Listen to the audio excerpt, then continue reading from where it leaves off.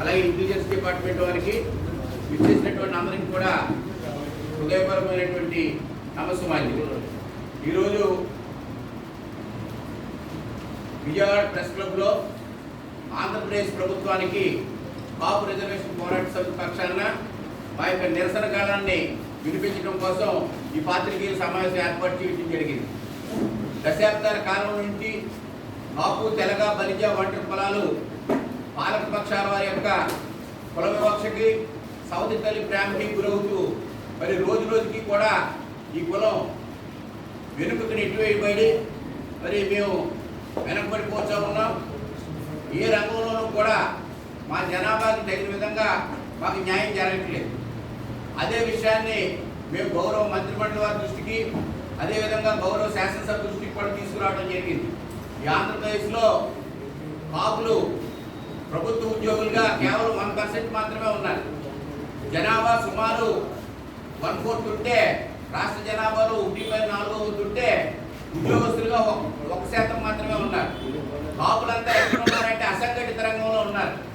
హమాలీలుగాను, రోజువారీ కూలీలుగాను తోపుడు బండ్లు తోసుకుంటూ రోడ్డు పక్కన మరి సైకిళ్ళ మీద, తోపుడు బండ్ల మీద కూరగాయలు, పళ్ళు అమ్ముకుంటూ, ఇడ్లీ బళ్ళు, అదేవిధంగా బజ్జీ బళ్ళు ఇవన్నీ నడుపుకుంటూ సగటుగా 80% కాపులు దారిద్ర్య రేఖకి దిగువన ఉన్నారు.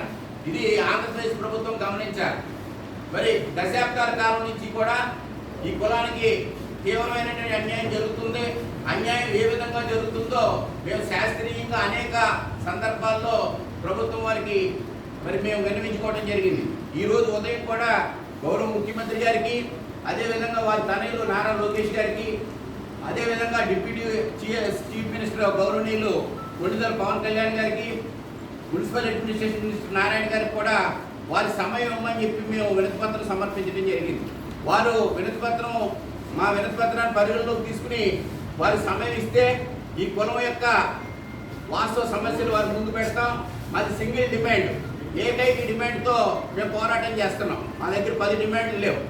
మేము అటు బీసీలకు కానీ ఇటు ఓసీలకు కానీ ఎవరికి ఇబ్బంది లేకుండా కాపులకి ప్రత్యేకంగా జనాభా ప్రాతిపదికగా మేమెంతో మాకంతా అనే సూత్రం ప్రకారంగా మాకు విద్య, ఉద్యోగ, ఉపాధి అవకాశాల్లో, స్థానిక సంస్థల్లో మాకు రిజర్వేషన్స్, నామినేటెడ్ పోస్టుల్లో, నామినేటెడ్ వర్కుల్లో మాకు రిజర్వేషన్స్ ఇవ్వమని చెప్పి డిమాండ్ చేస్తూ ఉన్నాం.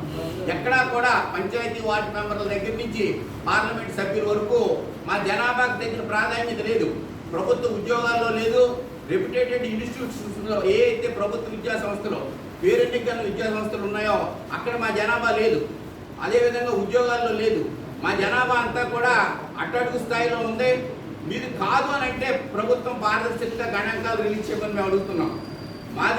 మా డిమాండ్ అసంబద్ధం అయితే మీ డిమాండ్ అసంబద్ధం, మీ వాళ్ళు ఎంతమంది ఈ రంగంలో ఉన్నారని చెప్పి జనాభా లెక్కలు తీసి ప్రభుత్వం ప్రకటించాలని చెప్పి మేము డిమాండ్ చేస్తా ఉన్నాం. మా డిమాండ్ చాలా న్యాయబద్ధమైన డిమాండు. ఆ డిమాండ్ని ప్రభుత్వం గుర్తించి మరి న్యాయం చేయాలని చెప్పి కోరుతున్నాం. ప్రభుత్వం స్పందించకపోతే రేపు వంగవీటి మోహన్ రంగా గారి వర్ధంతి డిసెంబర్ 26 పురస్కరించుకుని మరి రాష్ట్రంలో ఉన్నటువంటి అన్ని కాపు సంఘాలని కూడా కలుపుకుని, బీసీ సంఘాలను కూడా కలుపుకుని, దళిత సంఘాలను కూడా కలుపుకుని, ఓసీ సంఘాలను కూడా కలుపుకుని మా డిమాండ్ ఆంధ్రప్రదేశ్ ప్రజల ముందు పెట్టి మేము దీన్ని ప్రజల్లో చైతన్యం తీసుకొచ్చి రిలే మరియు నిరవధిక నిరాహార దీక్ష చేయడానికి డిసెంబర్ 26ని మేము ముహూర్తంగా నిర్ణయించుకున్నాం. అణగారిన వర్గాల కోసం, బడుగు బలహీన వర్గాల వారి కోసం పోరాడి తన ప్రాణాలను అర్పించినటువంటి వంగవీటి మోహన్ రంగా గారి వర్ధంతిని మేము ఒక డేట్గా తీసుకుని ముందుకెళ్తామని చెప్పి ఆంధ్రప్రదేశ్ ప్రభుత్వానికి ముందుగానే తెలియజేస్తున్నాం. ప్రభుత్వానికి మేము అప్పీల్ చేయిస్తాం. ప్రభుత్వం మాకు అనుమతి ఇవ్వకపోతే ఏదైనా ఒక కాపు కళ్యాణ మండపం తీసుకునైనా ఆ కాపు కళ్యాణ మండపం అయినా మేము దీక్షలు కొనసాగిస్తాం. మేము మా ధర్మం ప్రకారం మేము అప్పీల్ పెడతాం. పర్మిషన్ మరి ధర్నా చౌక్ విజయవాడలో చేస్తామని చెప్పి మేము అప్పీల్ పెడతాం.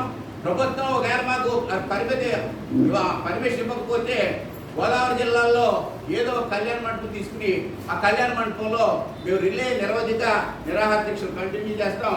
ఈ డిమాండ్ నెరవేరే వరకు ఎట్టి పరిస్థితుల్లోనూ వదిలేదు లేదు. గౌరవ ముఖ్యమంత్రి నారా చంద్రబాబు నాయుడు గారు రెవెన్యూ మినిస్టర్గా ఉన్నప్పటి నుంచి నేను వారికి వినతి పత్రాలు ఇస్తా ఉన్నాను. వారికి 40 సంవత్సరాల పరిపాలన అనుభవం ఉంది. ఈ ఉద్యమంలో నాకు 30 సంవత్సరాల అనుభవం ఉంది. నేను విద్యార్థి దశ నుంచి కూడా ఈ ఉద్యమంలో ఉన్నాను. ఈ ఉద్యమంలో జరిగిన లోటుపాట్లు మంచి చెడులు అన్నీ మాకు తెలుసు. గౌరవ ముఖ్యమంత్రి గారికి కూడా తెలుసు. ఆంధ్రప్రదేశ్లో అత్యంత దగా కాబట్టి కులం ఏదైనా ఉందంటే అది కాపులు మాత్రమే.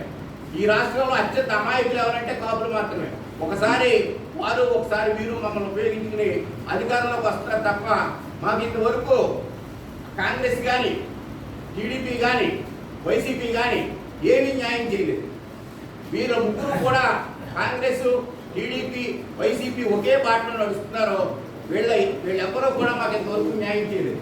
ఇది ప్రస్తుతం ఉన్నది కూటమి ప్రభుత్వం కాబట్టి ఈ కూటమి ప్రభుత్వంలో ఖచ్చితంగా న్యాయం చేయాల్సిన బాధ్యత ఈ ప్రభుత్వం మీద ఉంది.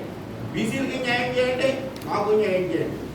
అదేవిధంగా ఓసీ పేదలకు కూడా న్యాయం చేయండి. మేము ఎవరితో కొట్టి మాకు ఇమ్మని అంటున్నా. మా జనాభా ప్రకారంగా మా వాటా మాకు ఖచ్చితంగా మహారాష్ట్రలో మరాఠాలకు ఇచ్చినట్టుగా ఇచ్చి తీరాలని చెప్పి మేము డిమాండ్ చేస్తూ మరి ఈ విషయాన్ని ఇంటెలిజెన్స్ డిపార్ట్మెంట్ వారు కూడా ప్రాపర్ వేలో కరెక్ట్గా తీసుకెళ్ళాలి. మేము ఎన్నో వినతిపత్రాలు ఇస్తున్నాం, ఎన్నో మెయిల్స్ పెడుతున్నాం. డైరెక్ట్గా నా మెయిల్ నుంచి పెడుతున్నాం, అలాగే మేము బయట మెయిల్ నుంచి పెడుతున్నాం. మా మెయిల్స్ మీద స్పందించాలి. ముఖ్యమంత్రి గారు, ఉప ముఖ్యమంత్రి గారు, లోకేష్ గారు, అలాగే నారాయణ గారు మా మెయిల్స్ మీద స్పందించి మాకు అపాయింట్మెంట్ ఇవ్వాలని మాతో కేఆర్టీఎస్తో ప్రభుత్వం సత్వరంగా చర్చలు జరపాలని చెప్పి మేము డిమాండ్ చేస్తా ఉన్నాం.